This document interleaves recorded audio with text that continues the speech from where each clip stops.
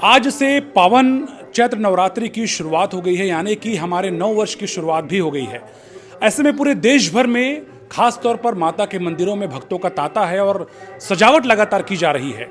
मैं अभी बलौदाबाजार जिले के ग्राम कटगी में हूँ और ग्राम्य देवी माँ महामाया, पहले दर्शन कराता हूँ मैं आपको। देखिए, माँ महामाया यहाँ पे विराजमान है और सुबह से ही यहाँ पे पूजन का दौर चल रहा है। पूजन सामग्रियाँ इकट्ठा की जा रही हैं और विधि विधान के साथ में यहाँ पर लगातार जो भक्तगण हैं, जो समिति के लोग हैं, वो पूरी तरह से पूजन अर्चन करने के लिए यहाँ पे लगे हुए हैं।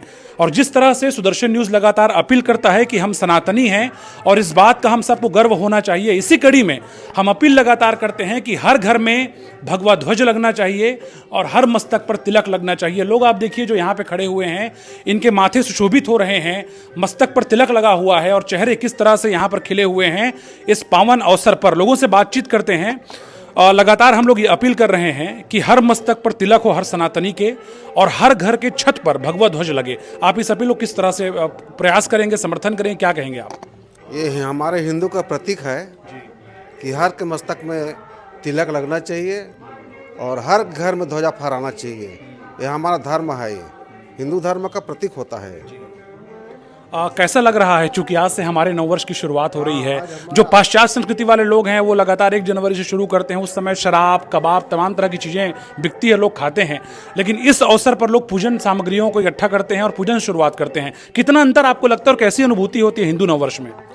हिंदू नववर्ष में बहुत अनुभूति होती है और हम लोग सनातनी हैं और हरदम हर साल हम लोग तो यहाँ ग्राम कटगी में हमारे जब से 1994 से महामाया में प्रति वर्ष 1 माह में 2 बार देवी का पूजा किया जाता है और जवारा भी बोया जाता है यहाँ।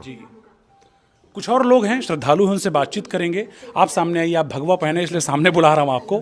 बताइए, जिस तरह से हम देखते हैं कि अंग्रेजी नववर्ष को बहुत सारे लोग अपना नववर्ष बताते हैं, लेकिन ऐसा नहीं है, ये नववर्ष हमारा है। तो कितना आपको अंतर महसूस होता है और कैसी अनुभूति होती है? बहुत अंतर होता है और भाव भक्ति से हम लोग एकदम डूबे रहते हैं। रामनवमी के पावन पर्व भी है और महामाया में जोत जवारा की सर है। जिस तरह से हम लोग अपील कर रहे हैं कि हर मस्तक पर तिलक हो और हर घर में भगवा ध्वज फहरे, आप क्या अपील करेंगे? नहीं, सबको अपील करते हैं कि हर माथे में तिलक होना चाहिए, हर घर भगवा होना चाहिए। वाकई में देश में जिस तरह से सनातनी जागरण हो रहा है, उसका प्रभाव है कि ग्रामीण क्षेत्रों में भी इसका प्रभाव साफ तौर पर महसूस होता है। एक पंडित जी हमारे साथ में हैं, हमारे भैया, उनसे बात करते हैं। भैया, सुदर्शन न्यूज़ लगातार अपील करता है कि हर मस्तक पर तिलक लगे सनातनियों के और हर घर के छत पर भगवा ध्वज लगे, क्या कहेंगे आप? जी, समय बड़ा विकट चल रहा है। इस स्थिति में आज हिंदुओं के मन में भी अपने धर्म के प्रति उत्साह का उदय हुआ है। अब चूँकि हम लोग सनातनी हैं, सनातन धर्म से जुड़े हुए हैं और चैत्र नवरात्रि, वैसे वर्ष में नवरात्रि 4 बार आती है, 2 बार गुप्त और 2 बार साक्षात, जो सबको पता होता है। लेकिन गुप्त नवरात्रि वो गुप्त ही रहता है, उसमें योग साधना होती है। दूसरा, दोनों नवरात्रि जो प्रत्यक्ष आते हैं वो प्रभु श्री राम से जुड़े हुए हैं, तो राम से जुड़े हुए हैं और चैत्र है, चैत्र माह में भगवान राम का प्राकट्य हुआ था, इसलिए इसका महत्व और बढ़ जाता है। भगवती जगदम्बा की कृपा तो सबको चाहिए, भगवान राम को भी चाहिए, हमको भी चाहिए, सबको चाहिए। तो आज सबके लिए यह चैत्र नवरात्रि जो जिससे आज से नव संवत्सर का प्रारंभ होता है, जिसे हिंदू नववर्ष के रूप में मनाते हैं और भगवान श्री राम से जुड़ा हुआ होने के कारण, क्योंकि वर्षों की गुलामी के बाद, करीबन 500 सालों की गुलामी के बाद भगवान श्री राम का भव्य मंदिर अयोध्या में बना है।